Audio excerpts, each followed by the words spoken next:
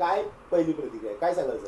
पहिलं सगळ्यात पहिलं जे गृह राज्यमंत्री आहेत महाराष्ट्र सरकारचे आमचे योगेश दादा, त्यांनी असं म्हटलेलं आहे की पोलिसांवर फायरिंग केली म्हणून त्याचा मृत्यू घडलेला आहे, असं त्याचं जे मत आहे. त्यांचं पोलिसांचा फायरिंगच बनावट आहे. हा न्यायदंडाधिकारी जी वैधानिक तरतुदीप्रमाणे 196 BNSS प्रमाणे ज्यांना अधिकार त्यांना आहेत, आणि त्यांनी असं निरीक्षण नोंदवलंय की पोलिसांनी जो सबमिशन केलंय, स्टेटमेंट्स दिले, पुरावे दिलेत, ते पुरावे त्यांच्यामध्ये सबस्टन्स दिसत नाही. तो एन्काउंटर फेक आहे.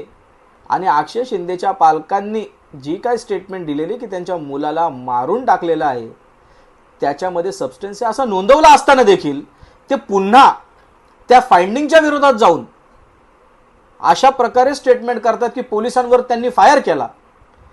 तर ते न्यायालयाला जो अधिकार आहे फाइंडिंग्स देण्याचा, त्या फाइंडिंग्सच्या विरोधामध्ये जाऊन असे जे वक्तव्य करताय ते न्यायपालिकेच्या कारभारामध्ये हस्तक्षेप करण्यासारखं आहे. प्रथम.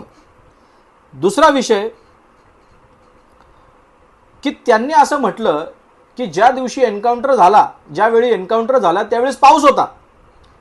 माझ्याकडे हवामान विभागाचा केंद्र सरकारचा रिपोर्ट आहे. त्याच्याप्रमाणे मला खीव येते यांच्या नॉलेजची की त्याच्याप्रमाणे 23 तारखेला पाऊसच पडलेला नाही. हा मी जबाबदारीने सांगतोय. यांना कुठे पाऊस आढळला 23 तारखेला मला माहीत नाही. आणि माझ्या नोटीसमध्येच मी त्यांना सांगितलंय की तुम्हाला ही माहिती कुठून मिळाली का 23 तारखेला पाऊस पडलाय? तुम्ही कृपया करून माझ्या ज्ञानात थोडीशी भर पाडत आहे. मी चुकतही असेल तुम्ही कळवा मला. कारण की एकतर मोदी सरकारचा सेंट्रल गव्हर्नमेंटचा जो हवामान विभागाचा अहवाल आहे, एक तो खरा असेल किंवा तुम्ही म्हणताय ते खरं असेल. 24 तारखेला नक्कीच पाऊस पडलाय, मी नाकारत नाही. परंतु 24 तारखेला पाऊस पडला, 23 तारखेला 5 ते 6च्या सुमारास हा प्रकार अक्षय शिंदेचा फेक एन्काउंटर केला. 9 वाजता बरोबर शार्प पोलिसांनी जी गाडी ठाण्याच्या पोलीस हेडक्वार्टरमध्ये लावली, पाऊस पडेल अशी त्यांना भीती वाटल्यामुळे पुराव्यांमध्ये छेडछाड होऊ नये म्हणून ती गाडी ज्या व्हॅनमध्ये एन्काउंटर झाला त्यावर काय केली, ताडपत्री टाकली. त्याच्यानंतर फॉरेन्सिकचे लोक आले, परंतु फॉरेन्सिकच्या लोकांसोबत फिंगरप्रिंटवाल्यांची ते वाट बघत बसले. म्हणून दुसऱ्या दिवशी त्यांनी 12 वाजताच्या सुमारास त्यांनी 24 तारखेला हा सगळा प्रकार फॉरेन्सिकचा केलेला आहे. व्हॉट आय मीन टू से, पाऊस डायरेक्ट गाडीवर पडला नाही. पाऊस पहिला पडला ताडपत्रीवर, ताडपत्रीचा वरून झिरपून पाऊस गाडीवर, आणि गाडी पण गळकी होती की काय हा पहिला प्रश्न.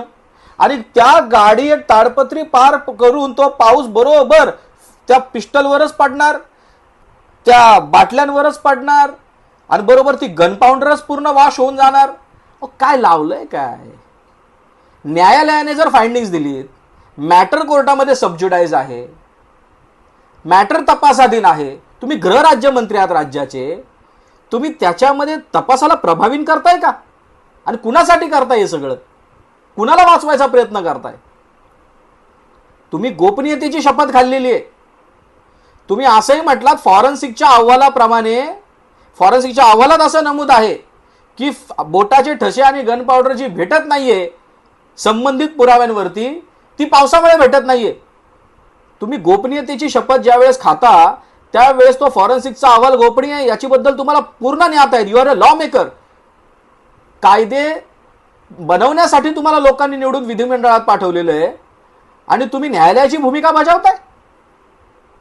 तुम्हाला न्यायालयाचीच भूमिका बजवायची जर तयारीच आहे ना, तर आमचीही तयारी आहे. तुम्हाला कायद्याच्या चौकटीत कसं वागवायचं यासाठी आता आम्ही पावलं उचलणार आहोत. आम्ही सुप्रीम कोर्टात जाऊ. कारण की ज्या पद्धतीने पोलिसांवरती अक्षय शिंदेने फायरिंग केली, त्या पोलिसांवर कुठे अन्याय होता कामा नये म्हणून तुम्ही असं म्हटलं सुप्रीम कोर्टात जाऊ. अरे जा, आम्ही स्वागत करतो, तुमचा अधिकार आहे. पण कुणाला? ज्यांच्या विरोधात फाइंडिंग दिली ते जातील ना.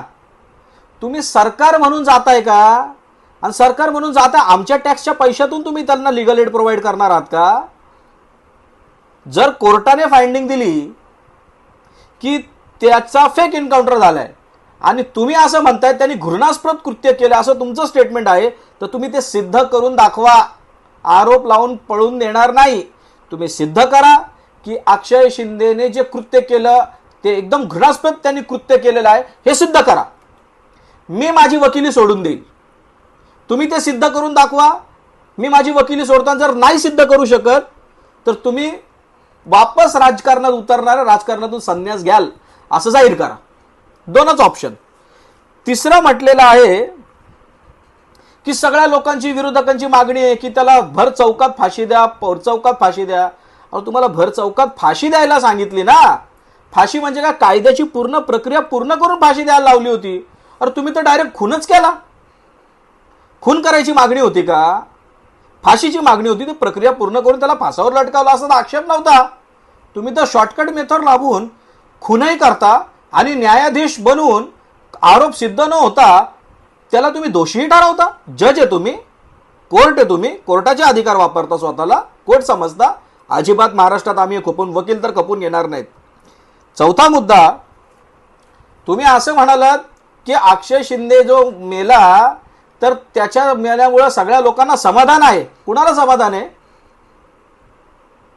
तुम्हाला समाधान वाटते? माणूस मेल्यानंतरही तुम्ही त्याच्यावरती राजकारण करताय. माझं तुम्हाला खुल्लं आव्हान आहे. तुम्ही गृहराज्यमंत्री आहात ना. मी आता तुमच्या मंत्रालयातच जाऊन तुम्हाला ही नोटीस सर्व करायला गेलो होतो. तुम्हाला अजूनपर्यंत कार्यालयाचंही वाटप झालेलं नाही अशी मला माहिती मिळते. म्हणजे तुम्ही कार्यालयाचं वाटपही झालं नाही, अजून प्रॉपरली तुमचं कामकाजही सुरू झालेलं नाही सुरू, तर तुमची अशा पद्धतीचं वर्तणूक आहे. मला आश्चर्य वाटतंय. महाराष्ट्र राज्याला अशा पद्धतीचे गृहराज्यमंत्री लाभले तर 5 वर्ष लोकांनी काय अपेक्षा ठेवायच्या? You should be unbiased. तुम्ही पक्षपाती नसायला हवेत. तुम्ही सगळ्यांना समान नजरेने धरायला हवं आणि न्यायालय जो काय निकाल देईल त्याचा सन्मान करायचं शिका. चॅलेंज करायचा हायकोर्ट हे शेवटचं कोर्ट नाही असं तुम्ही म्हटलात, मान्य आहे मला. परंतु जर जायचं असेल ना सुप्रीम कोर्टात तर आमच्या टॅक्सच्या पैशातून तुम्ही सुप्रीम कोर्टात जाऊ नका. असेल ना हिंमत तर स्वतःच्या खिशातले पैसे टाका आणि त्यांना आरोपी जे आहेत ना संजय शिंदे वकील, त्या लोकांना तुम्ही ते पैसे प्रोव्हाइड करा फीससाठी. हे अजिबात महाराष्ट्रात खपून घेतलं जाणार नाही. दुसरा मुद्दा संजय शिरसाटांचा. अक्षय शिंदे नराधम होता. कुठल्या अधिकाराने म्हणताय तुम्ही तो नराधम होता? तुम्ही जज आहे तुम्ही. कोणी अधिकार दिला तुम्हाला? मी संजय शिरसाटांना ओपन आव्हान देतोय. तुम्ही अक्षय शिंदेवरती तुम्ही सगळ्यांनी लावलेले नराधम असल्याचे आरोप कोर्टामध्ये सिद्ध करून दाखवावेत. आणि जर तुम्ही सिद्ध करून दाखवलं तर मी सांगतो मी माझा वकिली पेशा सोडीन. आणि जर नाही सिद्ध करू शकले तुम्ही तर तुम्ही राजकारण सोडायचं. या ओपन चॅलेंज. आणि जर याच्या पुढे तुम्ही न्यायालयाची भूमिका बजावायला असणार तर मी तुम्हाला ही नोटीस याच्यासाठीच पाठवलेली आहे का तुम्ही ही गोष्ट सिद्ध करून दाखवा जे बोललात ते. आणि जर सिद्ध करू शकला नाहीत आणि जर 24 तासाच्या आत सत्य काय आहे लोकांसमोर मांडलं नाही तर मात्र कोर्टाच्या कारवाईला सामोरं जायची तुम्ही तयारी ठेवा.